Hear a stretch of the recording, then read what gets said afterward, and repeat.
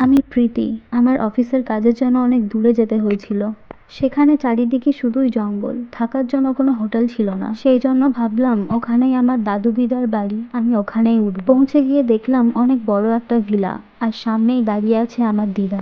দিদা জিজ্ঞেস করলো, কেমন আছো মা? আমি অবাক দৃষ্টিতে দিদার মুখের দিকে তাকিয়ে ভাবতে লাগলাম, আমি যে এখানে আসবো আমি তো দিদাকে বলিনি।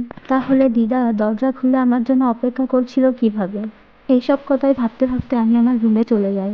আমি চেঞ্জ করে রুমে বসেই ছিলাম, সেই সময় আমার দাদু আসলো আমাকে খেতে দেওয়ার জন্য। আমি তাড়াতাড়ি করে চলে গেলাম খেতে, কারণ আমার ভীষণ জোরে খিদে পেয়েছিল। পেট ভর্তি করে খেয়ে আমি চলে যাই রুমে ঘুমাতে।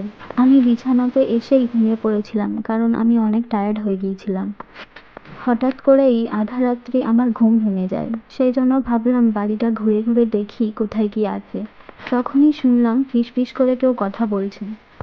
আমি দেখলাম আমার দাদু কারুর সাথে কথা বলছে, কিন্তু কার সাথে কথা বলছে দেখা মাত্রই তখনই আমরা সবাই দেখলাম প্রীতি আসলে স্বপ্ন দেখে। এগুলো বাস্তবে সত্যি নয়।